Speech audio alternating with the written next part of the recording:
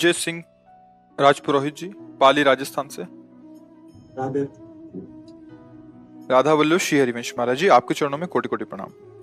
प्रभु जी, संसार में इतनी दरिद्रता और इतने कष्ट क्यों हैं? क्या ये हमारे पिछले कर्मों का फल है या ये हमारे पूरे परिवार को भोगना पड़ेगा? तथा सच्ची शांति कैसे प्राप्त होगी? हमारे कर्म से ही ये सब परिणाम आता है।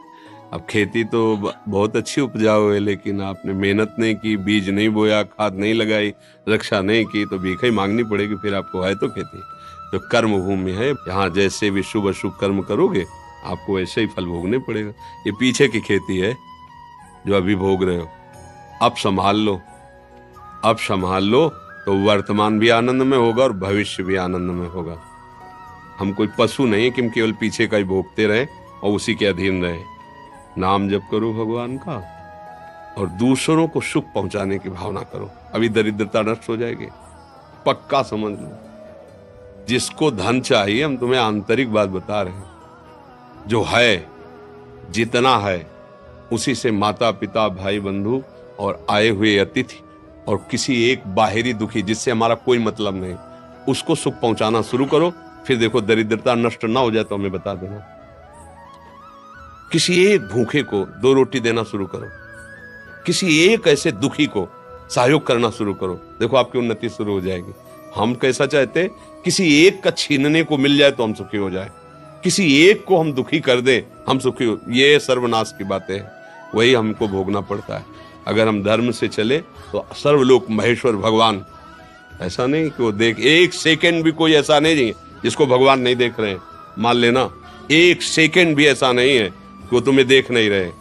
वो शास्त्र शीर्षा पुरखा शास्त्राक्षा शास्त्रपात, वो अनंत नेत्रों वाला अनंत स्वरूपों में विराजमान है।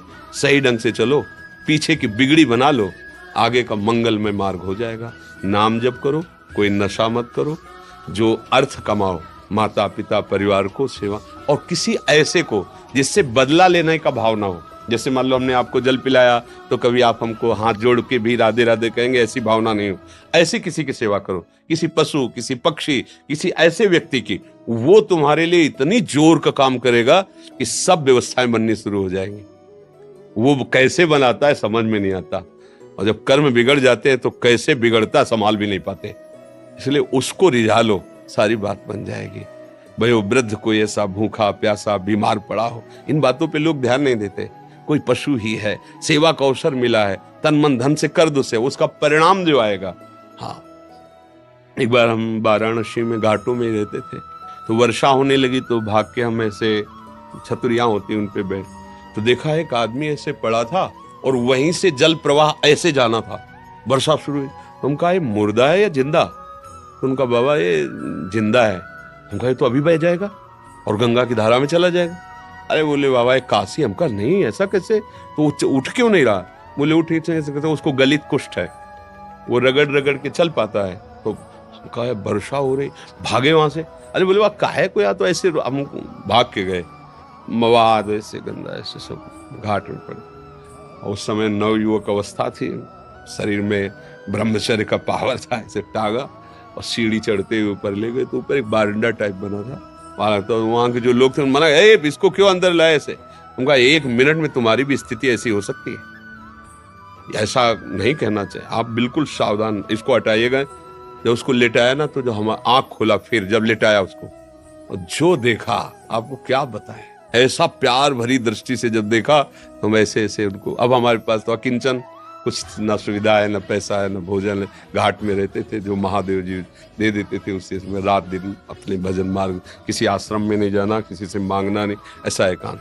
पर उनकी जो दृष्टि मिली, ये जो आज आप लोग सुन रहे हैं, जो आज आप लोग अनुभव कर रहे हैं, ये केवल इन्हीं महापुरुषों की कृपा से है। साधना तो क्या है, जैसा बना वैसा, वो क्या कृपा में बहुत बड़ी ताकत। तो ये जो हमारे दुख हैं, विपत्तियां हैं, ये सब नष्ट हो जाएंगे यदि हम ये दृष्टि रखने लगे कि कभी मुझे सेवा का अवसर मिले।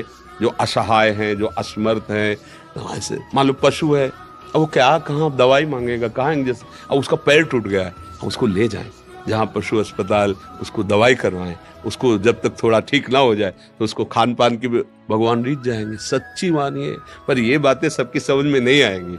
अगर ऐसे भाव से चलो तो पूर्व का जो अशुभ कर्म है वो नष्ट हो जाएगा। वो अशुभ कर्म ही हमें दुख देता है, अशुभ कर्म ही दुख देता है। ये जो हमें भुलावे में डाला जाता है ना कि हम ये कर देंगे तुम्हारा दुख दूर हो जाएगा, बिल्कुल नहीं।